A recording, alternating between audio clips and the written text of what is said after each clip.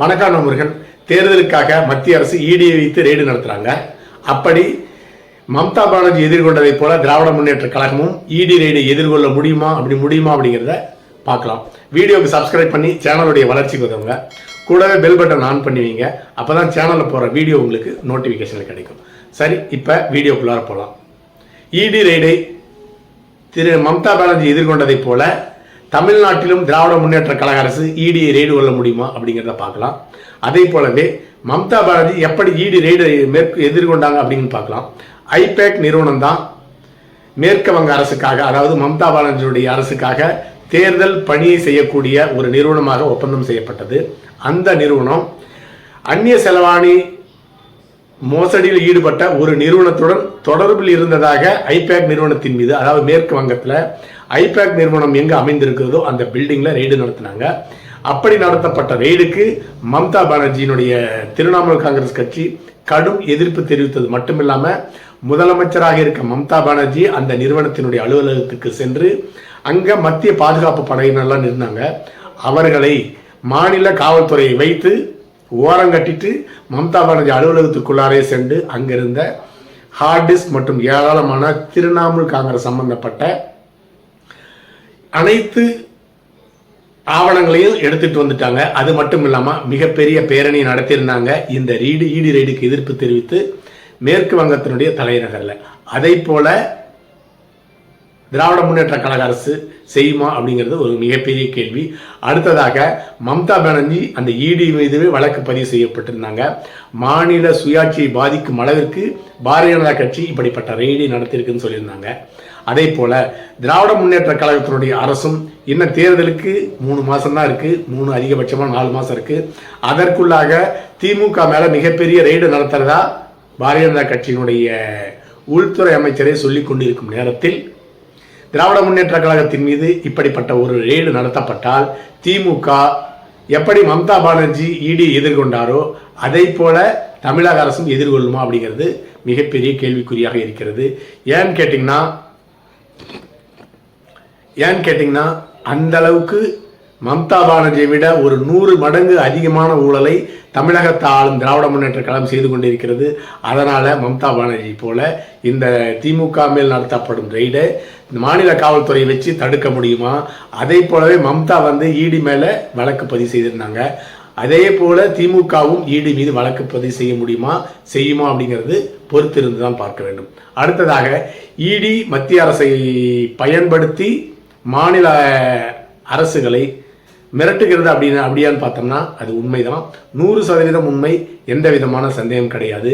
ஆனால் அப்படி மிரட்டப்படும் மாநில அரசுகள் ஒரு நேர்மையான ஊழலற்ற ஆட்சியெல்லாம் நடத்துறது இல்லைங்க.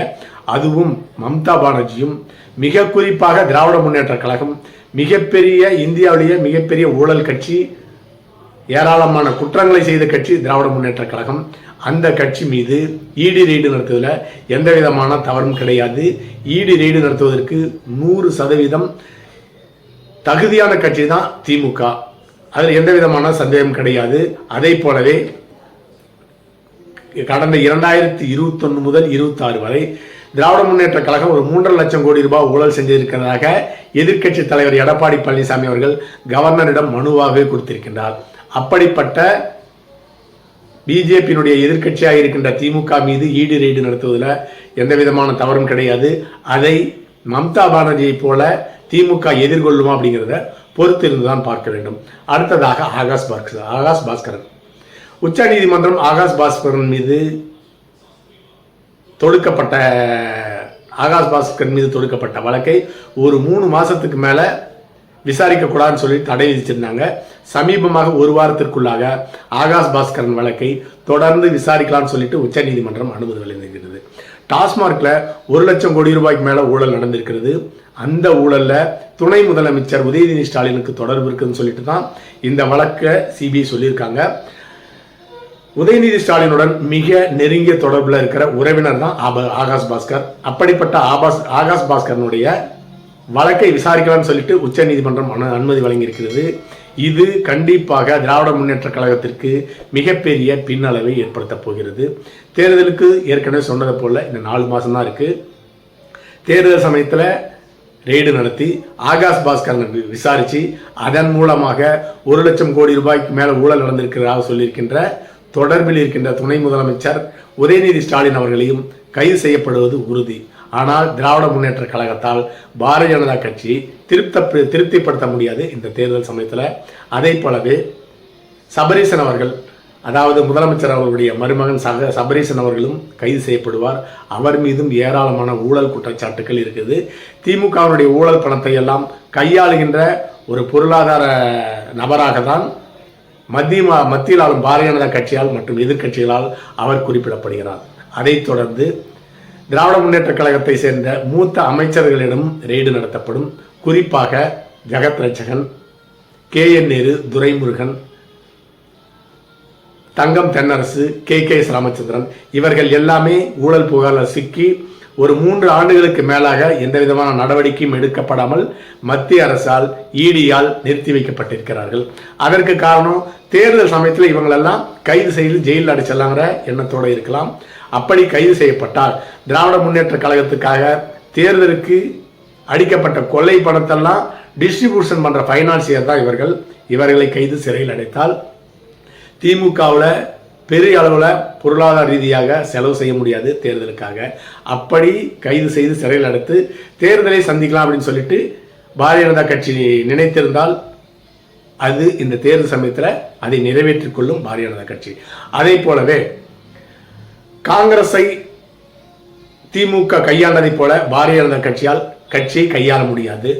கடந்த காங்கிரசினுடைய ஆட்சி காலத்தில் திராவிட முன்னேற்ற கழகம் கூட்டணி இருந்து மந்திரி சபையில் கூட்டணியா இருந்து 1.25 லட்சம் கோடி ஊழல் செஞ்சிருந்தாங்க. ஒட்டுமொத்த இந்தியாவையே ஆளுகின்ற காங்கிரஸ் கட்சி கூட அவ்வளவு பெரிய ஊழல் செய்யல. கூட்டணியாக ஒரு மாநிலத்தினுடைய பங்காக ஆட்சியில் பங்கு கொண்ட திராவிட முன்னேற்ற கழகம் 2Gல 1.25 லட்சம் கோடி ஊழல் செஞ்சிருந்தாங்க. ஆனாலும் காங்கிரஸ் கட்சி அதை கண்டுகொள்ளவும் இல்லை, கோபமடையும் இல்லை. அந்த 2G ஊழல் காரணமாக தான் இன்றளவும் இந்தியா முழுக்க காங்கிரஸ் கட்சி வெற்றி பெற முடியவில்லை. தொடர்ந்து தோல்வியை சந்தித்துக் கொண்டிருக்கிறது. அப்படி இருந்தும் காங்கிரஸ் கட்சி திமுகவை குறை சொல்லவும் இல்லை, கூட்டணியிலிருந்து வெளியே வரவில்லை.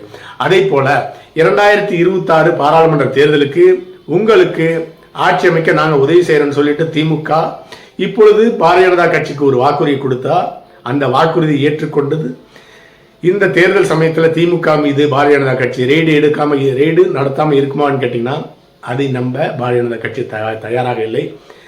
2026 பாராளுமன்ற தேர்தலில் ஆட்சி அமைக்க பாரதிய ஜனதா கட்சிக்கு மிகப்பெரிய தடையாக எதிரியாக இருப்பது திமுகன்னு சொல்லிட்டு பாரதிய ஜனதா கட்சி நம்புது. அதனால ரெய்டும் கைதும் திமுகவால் தடுக்க முடியாத ஒன்று என்று எடுத்துக்கொள்ள வேண்டும். அதே போலவே எதிரிகளே இல்லாத தேர்தலை நம்ம சந்திக்க போறோம்னு சொல்லிட்டு எதிர்க்கட்சி தலைவர் எடப்பாடி பழனிசாமி அவர்கள் தேர்தல் பிரச்சாரத்தில் சொல்லியிருக்கிறாரு. அவர் கூறியதை போல திராவிட முன்னேற்ற கழகத்தை சேர்ந்த ஊழல் அமைச்சர்களும் மற்றும் முக்கிய புள்ளிகள் எல்லாமே கைது செய்யப்படுவது உறுதி என்று அவர் கூறியிருக்கின்றார். அதை அவரும் நம்புகின்றார். அதை நிறைவேற்றலனா பாரதிய ஜனதா கட்சியினுடைய இந்த கூட்டணியில் இருந்து அண்ணா திராவிட முன்னேற்ற கழகம் பாரதிய ஜனதா கட்சி வெளியேற்றினாலும் ஆச்சரியப்படுவதற்கில்லை. அதை போலவே ED ரெய்டை மம்தா பானர்ஜி எதிர்கொண்டதை போல ஸ்டாலின் அவர்கள் எதிர்கொள்ளப் போகிறாரா அப்படிங்கிறத பொறுத்திருந்தான் பார்க்க வேண்டும். கடந்த காலத்தில் முதலமைச்சராக இருந்த கருணாநிதி அவர்கள் மத்திய அரசை எந்த விகிதத்தில் கையாண்டவரோ அதை போலவே MK ஸ்டாலின் அவர்களும் கையாளுவாரா அப்படிங்கிறது மிகப்பெரிய சந்தேகம். ஊழல் வழக்கு, கைது, குடும்பத்தினர் கைது செய்யப்படுறாங்க அப்படின்னு சொல்லிட்டா கருணாநிதி அவர்கள் மாநில சுயாட்சி கொள்கை இது எதுவுமே கிடையாதுங்க, அப்படியே கொண்டு போய் மத்திய அரசுடைய காலில் விழுந்துருவாரு. காலில் விழுந்து மத்திய அரசுக்கு ஆதரவு கொடுத்து ஊழல் வழக்கிலிருந்து வெளியே வந்துடுவார். ஆனால் இந்த அளவில் 2021 முதல் 26 வரை மத்தியில் ஆளும் பாரதிய ஜனதா கட்சியை முழுமையாக எதிர்ப்பவராக காட்டிக்கொள்ளுகின்றார் MK ஸ்டாலின் அவர்கள். இது எந்த அளவுக்கு உண்மை அப்படிங்கிறத பொறுத்து இருந்து தான் பார்க்க வேண்டும். அடுத்த பதிவில் சந்திக்கலாம். நன்றி.